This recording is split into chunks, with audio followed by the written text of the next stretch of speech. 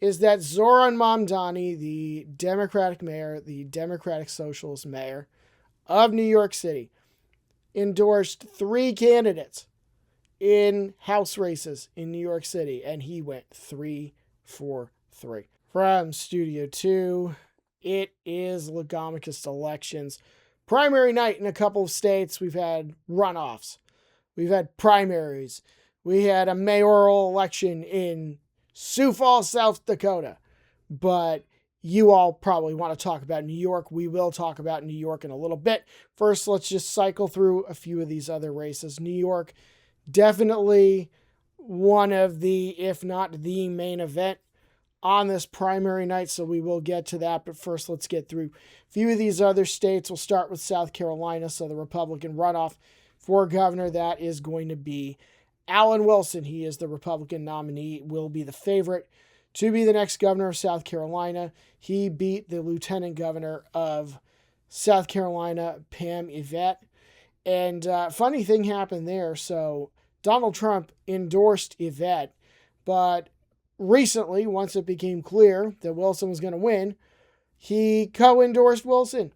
So, you know what? If you just bet on all the candidates, you're bound to win.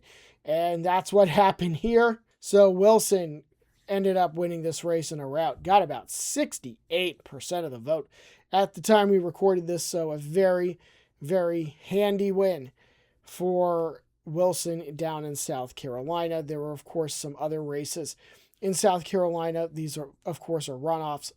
South Carolina had their primaries a few weeks ago. These are the runoffs. So in the 1st district, this was Nancy Mace's district. You may remember that Nancy Mace ran for governor and did not advance to the runoff. Well, her seat in Congress is open, and the Republican nominee there will be Jenny Honeycutt, getting about 53% of the vote. And then on the Democratic side, the Democratic nominee is going to be Nancy LaCour, getting about 52%. That was a close race pretty much all night. So the 1st district of South Carolina, this is what I will call a reach goal for Democrats.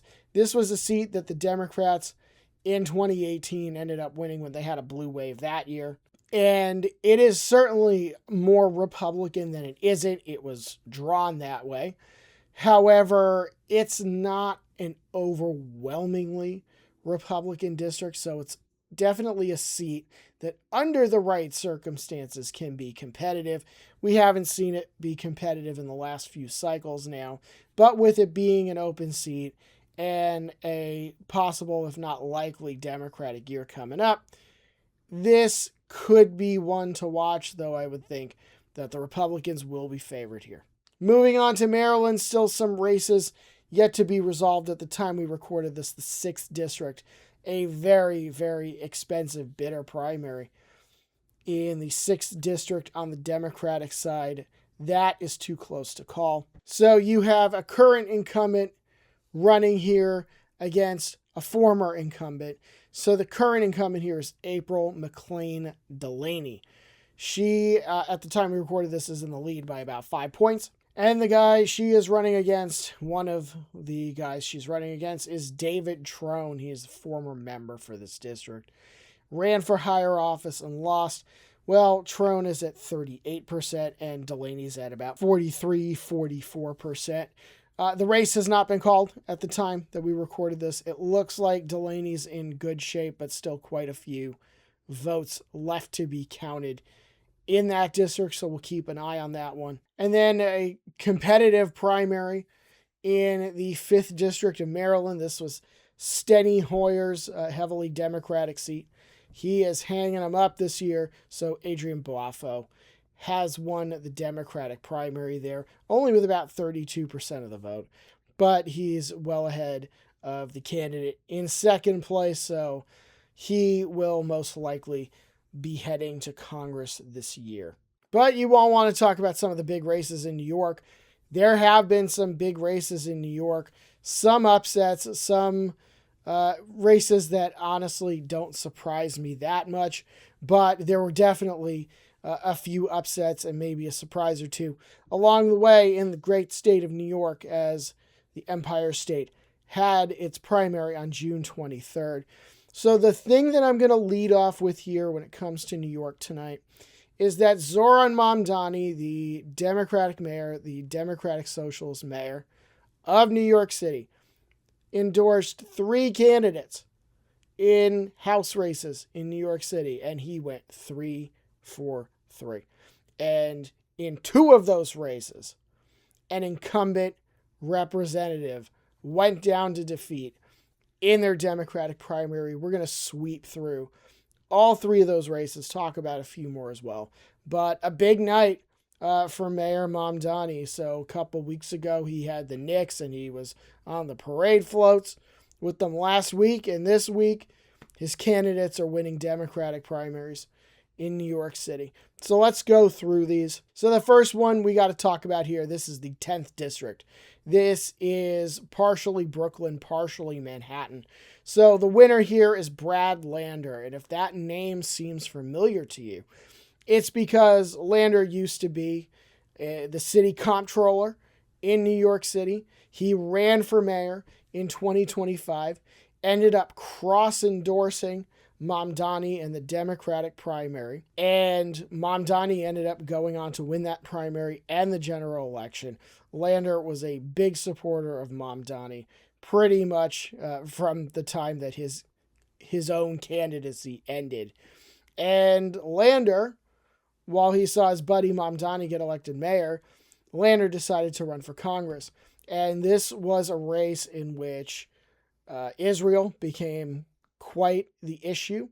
And Dan Goldman, a congressman who was pretty highly regarded at one point, ends up losing this primary by over 30 points. He hasn't been in Congress that long, but I'm not surprised that Lander won, but the margin actually is a little surprising. It's a pretty resounding defeat for Goldman. So, yeah, a pretty sizable victory here for Lander, who will absolutely be going to Congress after this primary night and after the November general election. Next one we want to talk about, this is the 7th district. This is out in Brooklyn and also part of Queens. Just wanted to throw that out there. But Claire Valdez, another candidate that Zohran Mamdani endorsed, went on to win, and she went on to win pretty big. She beat Antonio Reynoso by about 20 points in that race. Final results still pending.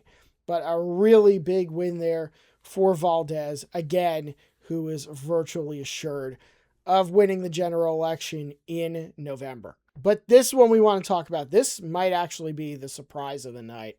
So Daria Liza Chevalier, she was an upstart Democratic candidate running to the left of the incumbent Adriano Espaillat, who has been in Congress for probably about a decade at this point, in a very, very blue district. I believe the Cook Political Report has this as the 11th most Democratic district of the United States. And she ends up winning this race against Espaillat. So she is, at the time we record this, just south of 50% in a 4-candidate race. Espaillat's at about 46%. So another person who is very, very, very, very likely to go to Congress in November, and yet another win for Zohran Mamdani. So Espaillat won the Bronx portion of the district by about 28 points. Unfortunately for him, most of the district is on the island of Manhattan, and Chevalier won that by about 8 points. So a pretty important win for Mamdani and his allies in this race. So you had 2 incumbent Democrats losing re-election in their primaries. We've had a number of incumbent members of Congress go down in primaries. It seems like more than usual, but it's definitely notable whenever it happens, and it happened twice in New York tonight. Some other races I just want to mention briefly in New York. So the 17th district, this is Westchester, Putnam, parts of Dutchess, up in the Hudson Valley region. This Democratic primary here was won by Kate Conley at about 49% of the vote, beating Beth Davidson in a multi-candidate race here. So Conley is going to face Mike Lawler. So Lawler is a Republican, has tried at times to strike a more moderate image, but he just coasted through his first time. He just coasted through his second time. And now Democrats are going to hope that third time is the charm and they will beat him this time. And they might. We will have to see. This is one of those seats that if the Democrats want to flip the House, they got to find a way to win it. So Conley will be the Democratic nominee there. Definitely circle that race. And then I also want to talk about the 12th district. So this was Jerry Nadler's seat in Manhattan, and this is definitely one of the bluest seats in the entire country. So it was a competitive primary. For example, you had a guy like Jack Schlossberg, who was the grandson of John F. Kennedy, running in this seat.